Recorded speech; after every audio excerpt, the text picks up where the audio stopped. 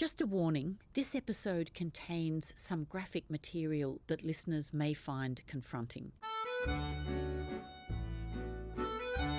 Let's begin this episode in Paris, the city of love. Bonjour, Kate, ça va? Très bien, Tom. Merci. Très bien. Ah, yes, and things were indeed very good for Melissa Caddick as well when she visited the French capital in early 2012. Why wouldn't they be? By this stage, she was married to her first husband, Tony Caddick, and the couple had upped stumps and moved to his native England. On top of that, the couple had a 4-year-old son at home. So one weekend, Melissa had decided to spice things up and had arranged a romantic getaway in Paris with her man. Small problem with that, though.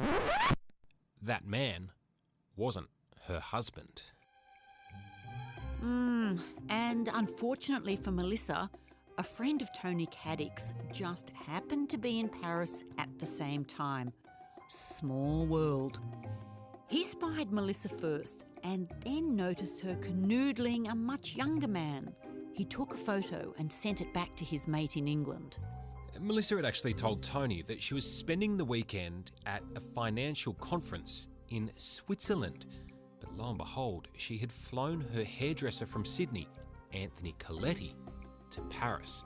And this, well, it wasn't their first secret rendezvous. Melissa had actually been flying him all over the world for these hookups.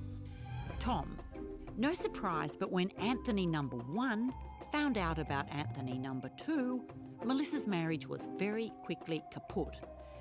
But what is so interesting is that Melissa got ahead of the story and lied about what happened in her personal life to her family and to her friends. This pattern of hers, this pattern of crafting a false narrative to cover her tracks or to explain away her appalling behaviour, was something that she would do over and over again.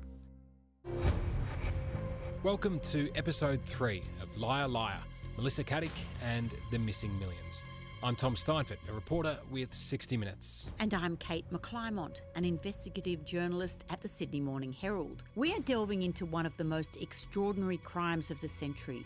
Melissa Caddick, a seemingly successful Sydney businesswoman, turned out to be a sociopathic con artist who stole more than $23 million from clients, mainly family and friends, who thought their funds were being invested in shares. Within hours of her home being raided by the corporate regulator, she disappeared. Where is she? The millionairess accused of stealing from friends to fund her lavish lifestyle. She hasn't been in touch with her family. She hasn't been in touch with her friends. This was a systematic and meticulous attempt to defraud investors. 4 or 5 million? About $10 million. You name it, Christian Dior, Chanel. She was living off our money. She is a survivor and she would have had a plan. Nothing would surprise any of us. You know how much we love you. You just come home, everything's taken care of, you're not in trouble. Hi, it's Melissa Caddick.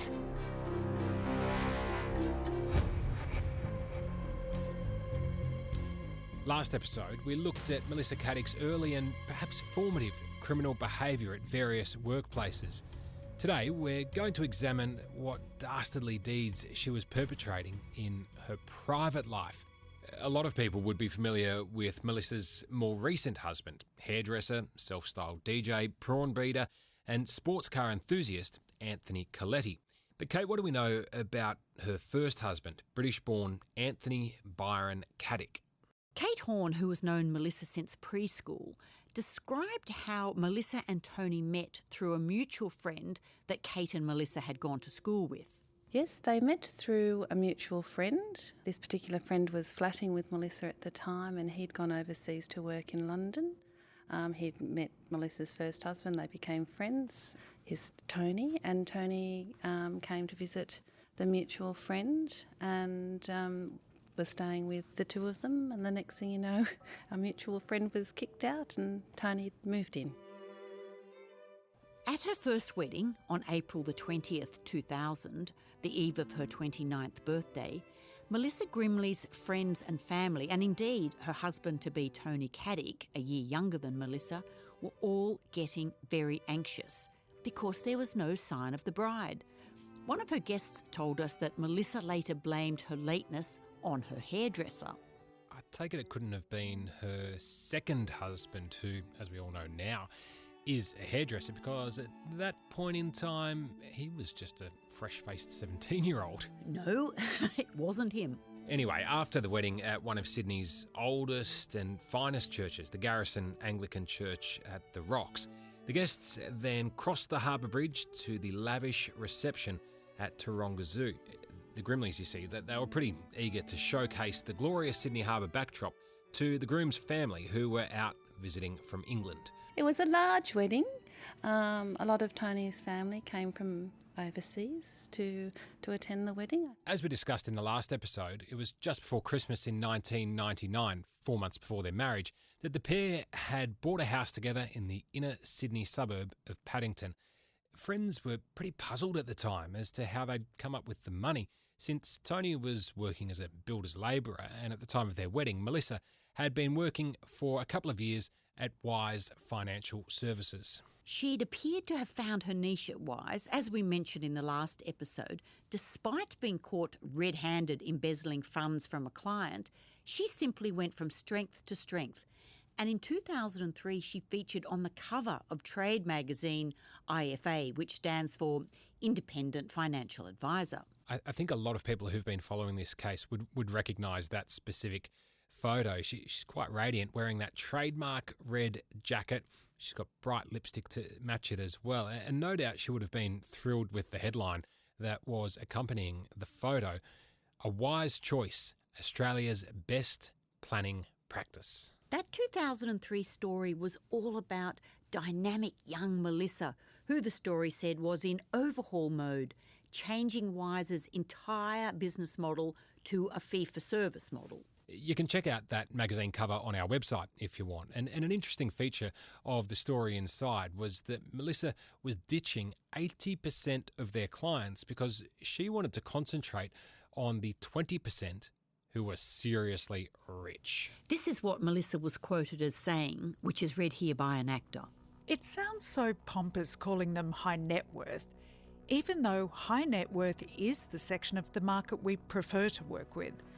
I'd like to think it's because people with more money have more challenging problems to solve, and it gives us the chance to do more elaborate financial plans. Elaborate is the word that jumps out at me there, Kate. It kind of gets you wondering now, what she really was planning at doing at Wise. Was this a chance perhaps to come up with her own elaborate frauds? Or did she think that, it was the high net worth kind of people that she really wanted to mix with? Well, I don't know which one of those two it is. Maybe a bit of both.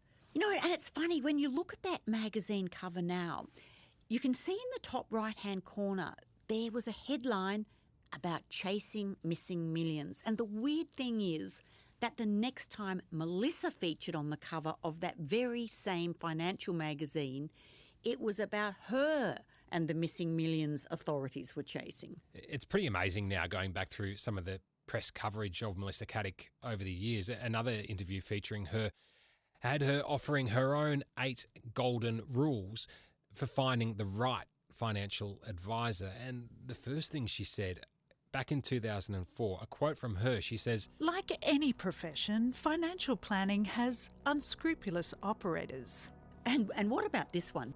As we've recently seen with such things as pyramid schemes, unfortunately, some people pass themselves off as financial advisors when in fact they are no such thing. Hello, Tom.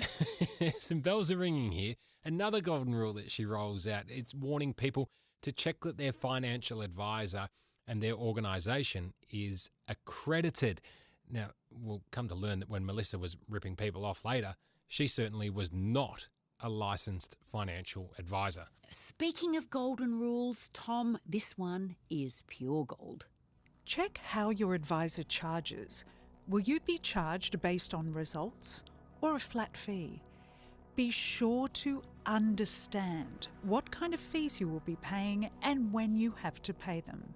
This is just stunning. I mean, particularly when you think about what we heard from Hilton Wolfe in the last episode about her falsifying documents to make sure that she gave herself both the commission and the flat fee. And another one of her golden rules is to check the financial advisor was qualified. Melissa said to ask for some qualifications or some proof of a proven record. Just because you have done a weekend course, it does not mean you are a financial advisor. It's amazing to go back through all of this now, because it's almost like she's given us a blueprint for how to catch her out. I mean, it's not the 8 golden rules of financial success, it's the 8 financial rules of Melissa Caddick's fraud. We've revealed that her qualifications were a fake as well. UTS told us there was no record of Melissa Caddick or Melissa Grimley ever receiving any diploma or degree from them, despite her big claims. I know it is weird, because when you read Melissa's list of golden rules now, it does actually read like a taunt. She committed every single one of the things she warned an unscrupulous advisor might do. She was unlicensed, she falsified fees, faked her qualifications, her company had no accreditation. It's as though she was saying, come on, I've already given you some pretty great clues, so catch me if you can. So this brings us to a pretty crucial moment in Melissa's life. Her list of golden rules, which you'll see on our website, was published in September 2004, when she's described at that time as a principal of Wise Financial Services. But within months of that, dramatically, she quits the business. So this is in December 2004 that she walks out the door. Now remember, only 2 years earlier, she'd forked out $750,000 to buy a 25% stake in the financial planning business. And from all accounts, she was great at the job. She was organised, efficient, likeable, and most importantly, got on with all of the clients. So begs the question, what went so terribly wrong? We'll come to that in a second. But what was really fascinating was her version of events about what happened. This is a really important part of the Melissa Caddick story. Many of the lies she spun about her reasons for leaving were essential in allowing her to mastermind her later fraud. Yeah, I think it's worth listening to some of the just barefaced lies that she was telling her victims down the track to explain how it was that Melissa, this simple financial advisor with only a handful of chosen clients, could all of a sudden be living such a breathtakingly extravagant lifestyle. She had a story, and the story was that she'd worked for another company, that her and 2 other people had built this program, and it was such an amazing program that one of the superannuation houses bought it out, but her share of that money was over $80 million, I think $86 million, and she was not allowed to work in the industry for 10 years, which she didn't. She had a court case against a company because they were trying to stop her continuing working in the industry. And she won the court case, so she got a lot of money. So I'm thinking that's what she's living on. She had told me many years previously, when she was working with Wise Investments, that she had a share in the company, and she sold her share for an enormous amount of money. So I just assumed that I didn't question that. I thought, fair enough. And if you've made an enormous amount of money and you're good at investing money, then it stands to reason that you would have an enormous amount of money. So many stories being spun. Another person was told that she had sued Wise for sexual harassment and that she'd got a large payout. It's interesting to note that her longtime employee, Nicole, who'd actually worked with her at Wise and might have been able to catch Melissa out, was told something completely different. Melissa's story to her was that she'd made a fortune from Bitcoin. Of course she had. So whatever lies she did end up choosing to tell, the importance for Melissa in all of this was that she then had a cover story to explain how this humble financial advisor was all of a sudden making so much money. But once again, the truth of the matter was that Melissa's lack of ethics might have been the stumbling block for her at Wise. Yeah, from what we've been able to gather looking into this, it does seem like Melissa, she really wanted to be able to recommend real estate and share deals to her clients. But at that time, there were really strict compliance rules that meant that you could only recommend managed investment funds to the clients. And that's where a proper fund manager, one of those big fund managers, is looking after not just your money, but basically they're operating a big investment pool of funds, which gives you access to a range of shares. Yeah, and at the time, financial advisors couldn't put their clients into shares or property that their advisor recommended because it was just deemed too risky. Their professional indemnity insurance could be voided if their advice turned out to be pretty dodgy. But Melissa was desperate to directly advise her clients on which shares to buy. And as we've just said, at this time it was considered unethical. Yeah, this demand of Melissa's to be able to put clients into the share market bypassing the big accredited fund managers, it ended up creating a huge battle within Wise, and it was a battle that obviously Melissa didn't win. So, surprise, surprise, there was no $86 million golden handshake that she was boasting about later on. There was no sexual harassment suit or huge payout of any kind. The truth is this: December 2004, Melissa demanded her $750,000 investment back, and she left Wise amid tears and recriminations. Whether her real plan at Wise was to change their business model to enable her to commit larger frauds, we will just never know. Given what happened down the track with Melissa's own clients, Wise probably avoided a bullet. But meanwhile, major events were happening in Melissa's personal life. While Melissa faked her own degrees, her husband Tony, who was a labourer by day and a uni student by night, he actually was admitted to practice as a solicitor in April 2006.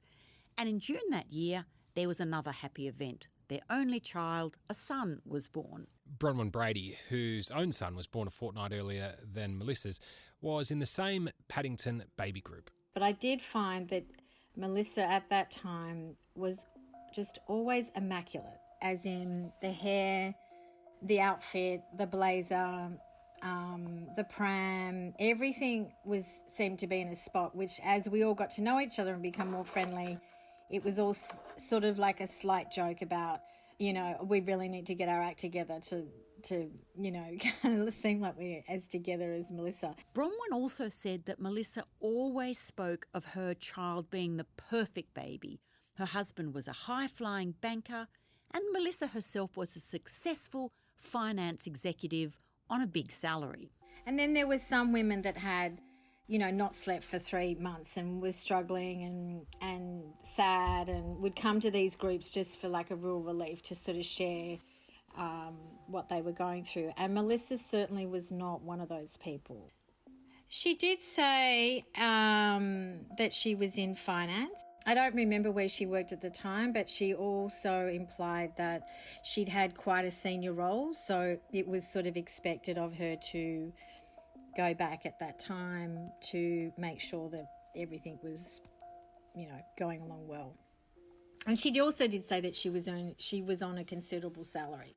Okay, so she's telling friends that she's on this considerable salary, but after leaving Wise, Melissa actually just got work temporarily as a consultant, and I'm not really sure that the pay was all that great there.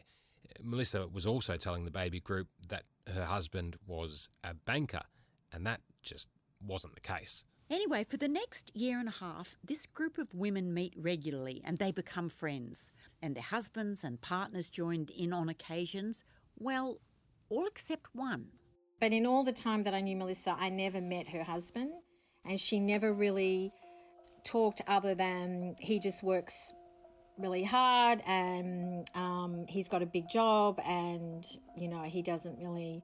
It's not really his thing to sort of be coming and joining baby groups and things like that.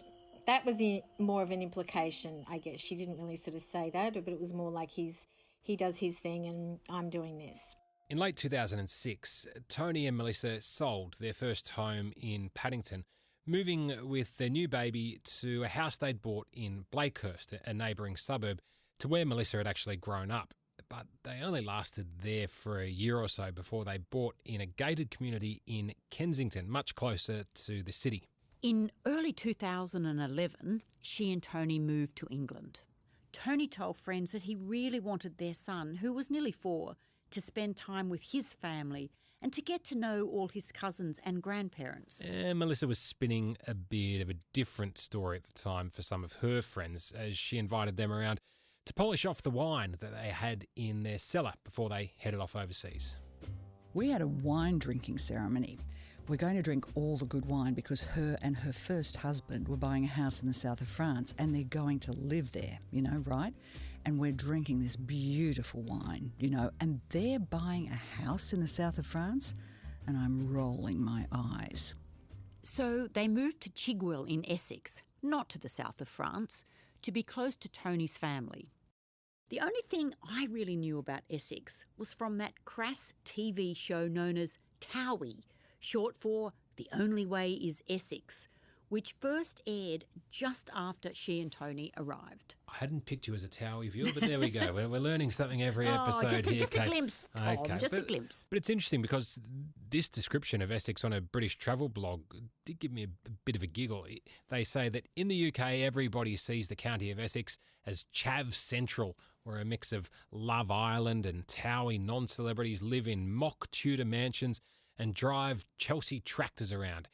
Hair extensions, fake tans and white stilettos appear to be the standard dress code, and the county is often held up as some sort of a joke place to live. Whack.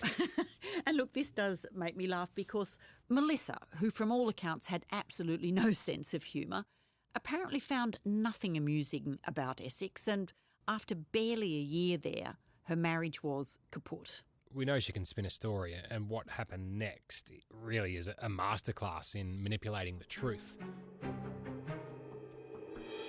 Repeat a lie often enough and it becomes the truth. This is straight from the playbook of Nazi propaganda master Joseph Goebbels, and it is exactly what Melissa did. She propagated a completely false narrative about the breakdown of her marriage. Well, this is what she told Bronwyn from the baby group when she ran into her again back in Sydney. I divorced my first husband. I had a terrible time in the United Kingdom. She'd said to me that her first husband had, in a way, lured her to the UK, London, with a job. So when she got there, then she realised that he didn't have a job and that they were living with his parents. He didn't really get another job. We used all my money to live.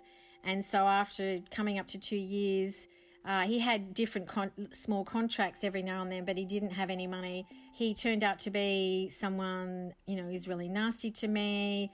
He was controlling. He told me all these lies. Kate Horn, her friend from school, said Melissa told her this. He wasn't working when he was over there, and it was quite a volatile relationship, etc. And she needed to remove herself and their son to get away from him. And I kind of believed it, really. I've since discovered that doesn't seem to be the truth. It was a fabrication. She told her trainer and friend Michelle that while they were in London, she discovered that her first husband was a scammer who had pretended he had a job with Lloyd's of London. She also said Melissa's version was that she had sprung Tony in a coffee shop with another woman, and that Anthony number 2 was the hero who had rescued her. Melissa's friend Alice said that all of her family, including her brother Adam, parroted Melissa's version of events. Adam had told me that the first husband was abusive, threatening, and he had taken her off to England so he could control her. They didn't paint a very nice picture of him. Melissa and Adam were Alice's friends, so really she had no reason not to believe their version of events. So I never really questioned it. But now I question a lot of things that I was told. As it turned out, Melissa repeatedly lied, claiming that her husband was a controlling narcissist and cheating on her, and that her brother Adam had to fly to England to rescue her and her son. The reality was that Melissa Caddick wasn't working in England and she was bored and lonely. Tony was commuting daily to London from Essex, where his family lived. We have found no evidence that she was working while in the UK, but here is something quite odd. Her mother Barb sent an email to the family in August 2011 in which Barb told the family that work has really fallen into her lap unexpectedly. And then she went on to say that Melissa was working for a major jewellery company and that she had to commute. Barb was always vague about exactly what it was that Melissa does, just that her daughter is always running the place. But for some inexplicable reason, this jewellery job seemed to involve air travel to Las Vegas and New York. That wasn't the relative's actual voice, as we've been asked to protect their identity. Now, back to that steamy rendezvous in Paris that we mentioned at the beginning of this episode.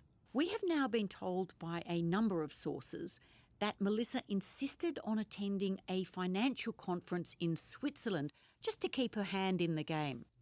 This was a lie. There was no conference. Instead, a friend of Tony's spotted Melissa in a Paris bar canoodling with somebody clearly not her husband. And that person would be... Anthony number 2. Her Sydney hairdresser, Anthony Coletti. Yes, and another friend of Tony's told us that Tony Caddick had received a call from one of his friends back in Sydney, and that friend said, "Mate, I don't know how to tell you this, but your wife is having an affair." And the friend had seen WhatsApp messages between his own wife and Melissa, who had been confiding to her about the affair that she was having with Coletti.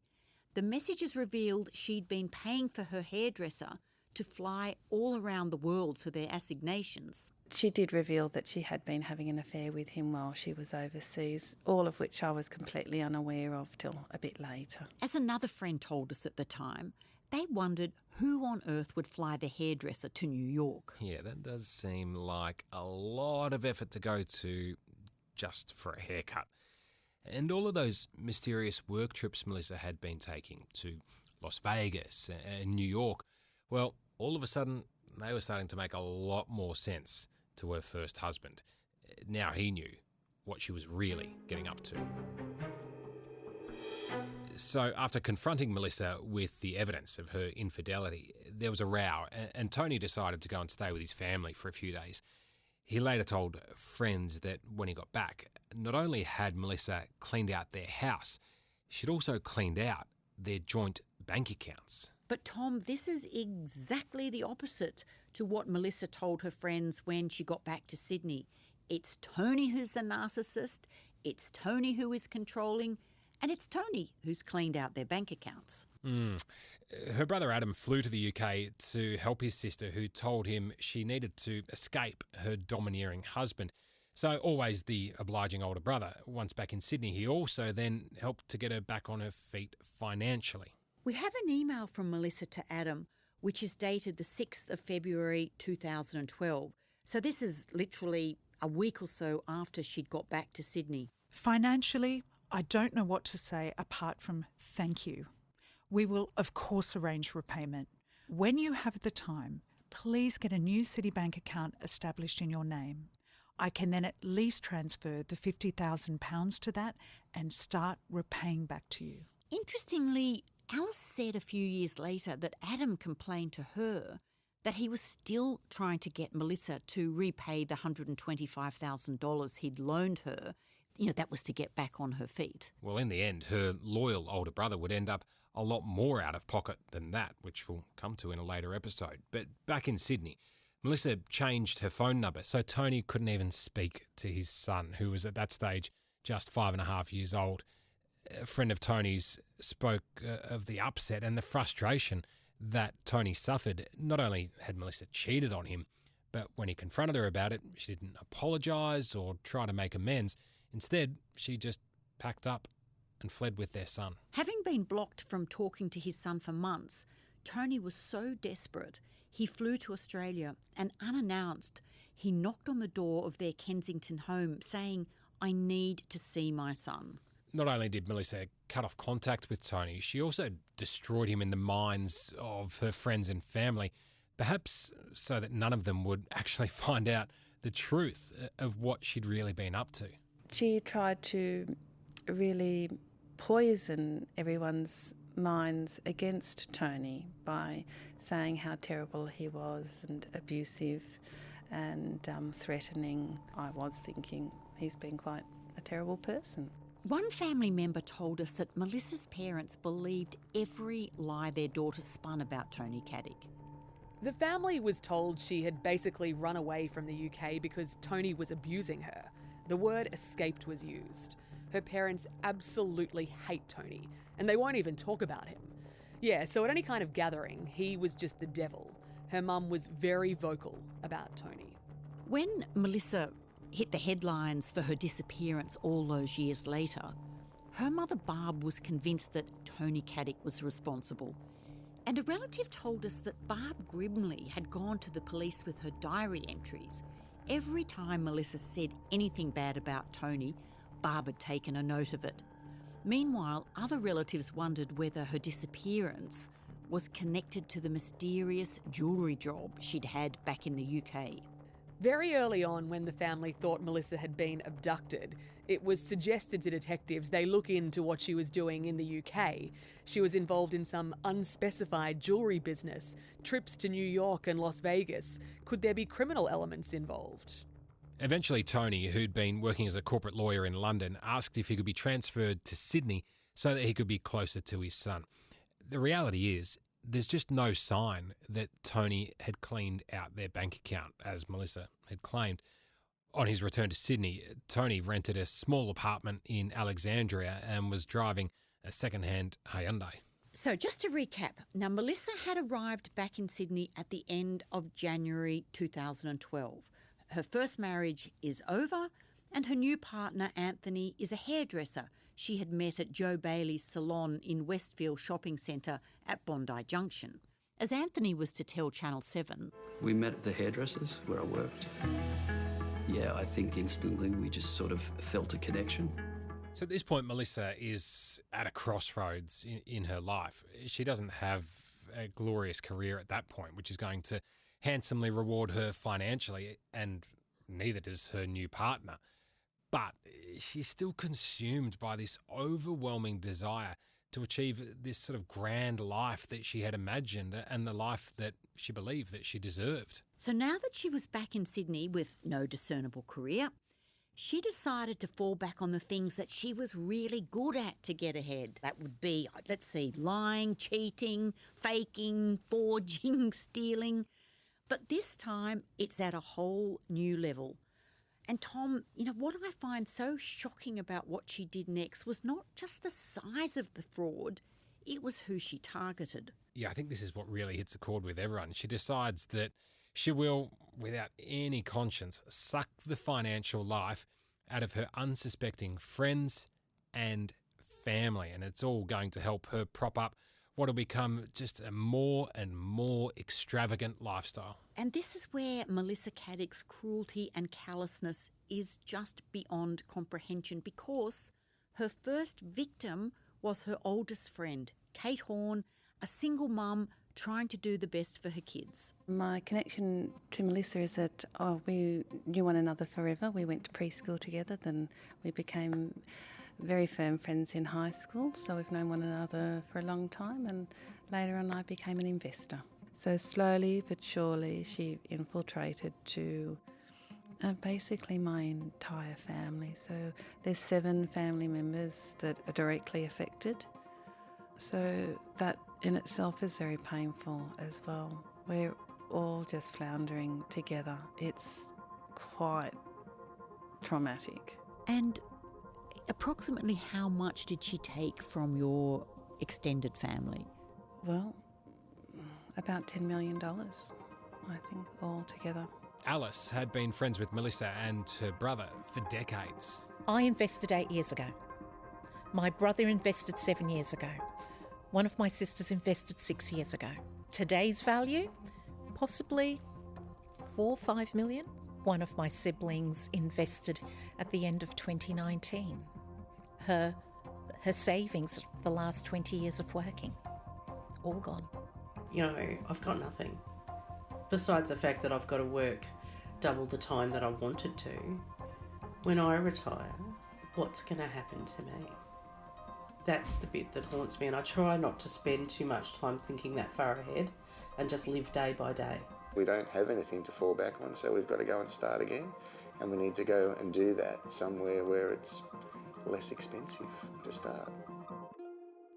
That was just a few of Melissa's victims that we've spoken with, but perhaps it's best summed up by her former friend Michelle, who lost everything to Melissa. Dirty, rotten scoundrel. And a very, very long con, I think she's done on everybody. Everybody. In our next episode, we're going to expose the mechanics of Melissa's Ponzi scheme and how she modelled her cold-blooded plot on the godfather of fraud. The classic fraudster is someone who rolls into town in a Rolls Royce and in a beautiful bespoke suit and talks about how wealthy they are. Always very confident, always reassuring, always on the up. Don't worry about a thing, we've got it all worked out. She was doing this because she, in her words, was an advocate for women. And then you know, if you're half interested, then you'll ask, can I be part of your success story? And that's the hook. That's what gets you in. If you have found any of the content of today's episode troubling, please contact Lifeline on 13 11 14. Liar Liar is a co-production of the Sydney Morning Herald and 60 Minutes. It was written and presented by Kate McClymont and Tom Steinfort. Michael Evans is the Sydney Morning Herald's investigations editor and the series' supervising producer. This episode was produced and edited by David McMillan with Tracy Hannaford for 60 Minutes. Kirsty Thompson is the executive producer of 60 Minutes. For more of Australia's best investigative journalism, subscribe to the Sydney Morning Herald by visiting smh.com.au and watch 60 Minutes on 9 or 9 Now every Sunday. If you know more about Melissa Caddick's disappearance, please contact the team by emailing liarliarpodcast@smh.com.au. A portion of Anthony Coletti's audio in this episode is from Spotlight, The Vanishing, and is used courtesy of the 7 Network. Some names and voices have been changed in this series to protect the identity of victims.